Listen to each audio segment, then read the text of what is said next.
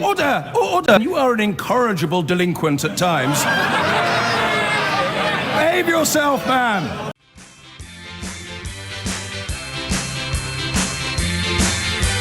Madness, madness, they call it madness. Madness, madness, they call it madness. Ken's in Bromley. Ken, what happened? Hi.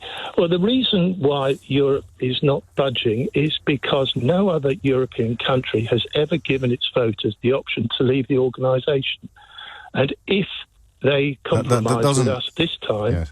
Unfortunately, other countries would seek to get the same sort of deal we get, and the EU would collapse. That doesn't make sense, Ken.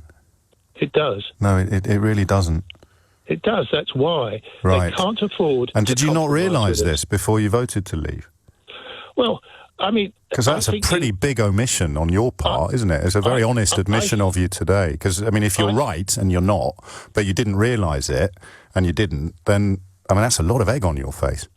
Yeah, but you see, you have a go at people who are Brexiteers. No, I'm being really nice to you, mate. I'm saying I salute your honesty. Here's a massive problem that you completely failed to see, and I'm giving you a get-out clause by explaining that you're wrong. Now say something rude. Now say something rude about me. See if you recognise this quote. Yes, people who voted for Brexit were the types who would welcome child food poverty. Do you recognise that quote? Some people who voted for Brexit would be the types who voted for child food poverty, Ken? No, people who voted. That's exactly what you said. Well, it doesn't have to be all, Ken. Okay, so talk to me about Marcus Rashford. Slanderous, outrageous comment. You are a snake in the grass. You should never, ever be allowed to say that. And I'm surprised nobody else has had the guts to phone you up to hold you to task. Ken, Will you apologise to Brexiteers for that? No, Ken. Would you tell me... Will you apologise Ken, you to can't just keep Brexiteers? saying I'm not going to apologise to you, Ken, because Marcus Rashford proved my point perfectly.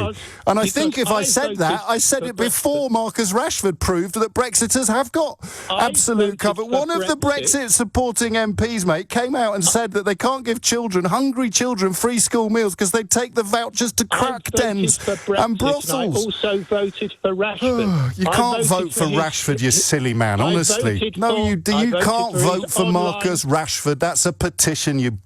Anyway, Ken, I'm very sorry that you understand so little. Let's go back. Yes, you've already said that, Ken.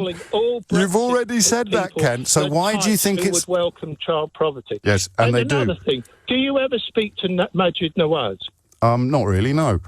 Okay. When he was covering for you on holiday 2 months ago, yes, Ken. So many listeners said how refreshing it was that between 10 and 1, there was no longer incessant prejudiced criticism of the government. Yes, I'm sure people like you, Ken, I'm not going to criticise a colleague, but here you are talking twaddle unchallenged. So enjoy it.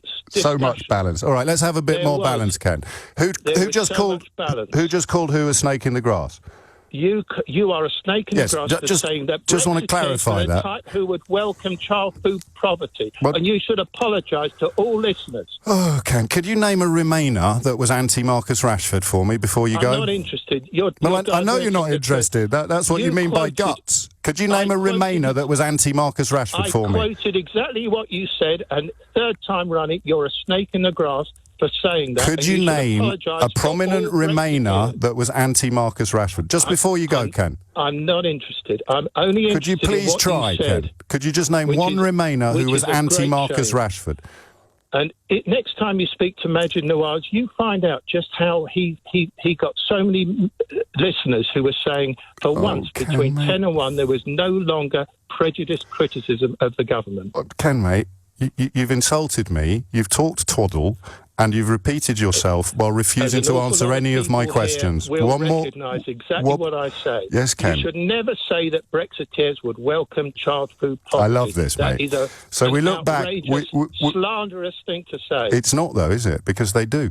It is a slanderous thing to say, and you should apologise to everybody right now. Ken, here's the point of Brexit, right? And I appreciate you're not ready to grasp this yet. You're diverting away from your statement. No, I'm diverting you back to the programme you've rung into. I can see you've probably got embarrassment written all over you. You should never have said that. Well, that's why I've cut you off and faded you out while you were still talking, Ken, because you know, that is a mark of exactly how I... Oh, Ken, please don't hang up. Can we ring him back? That's just not fair. Can we just double check that he So you look at 4 years of Brexit conversations, you're sitting there contemplating the carnage, the chaos and the catastrophe that you've inflicted upon our country, upon your own country. You're still complaining about the people who've predicted it and explained it at every single turn, and then having insulted them, you hang up while claiming that you're not being listened to or heeded. Can we just double check that he did hang up then and not actually get cut off accidentally or something like that? Nothing at all? All right, Ken, mate, this is a serious message for you and everybody like you. You have to let it go. You have to let it go, all right? You fell into a trap. You were led there by incredibly well-funded and well-resourced people. You were led there by incredibly sophisticated campaigns. You have voted to make yourself and your children and your grandchildren poorer. You voted for millions of British people to have their lifestyles diminished and many even to lose their livelihoods. But I know that you didn't do it on purpose. I know that you didn't know what you were doing. And I know that you will at some point have to let it go, okay? If you've honestly sat at home thinking, I'm going to ring James O'Brien and I'm going to get one over on him by reading out something he said about food poverty, God knows how many years ago, you didn't clock that I'd been proved completely right by precisely the opposition to Marcus Rashford's campaign to tackle food poverty. You have to see what they've done to you. They've turned you into somebody who humiliates himself on national radio and then has to run away. I haven't turned you into that. I'll take whatever abuse. You can call me a snake in the grass until you're blue in the face, but I didn't turn you into this person. And you weren't this person before this mess started. You've been turned into this person by two things: lies that you believed and a completely understandable, stubborn refusal to accept that you were lied to. There's a book available at the moment called How Not to Be Wrong, The Art of Changing Your Mind. It's by a snake in the grass, but nonetheless, I promise you that if you read it, you will reach Christmas feeling much happier and much more at peace about what has been done to you. Because it's an action that has been visited upon you. It's a corruption that you have been exposed to. It's not part of who you are. And you have to let it go. And that obviously is a message intended not just for Ken.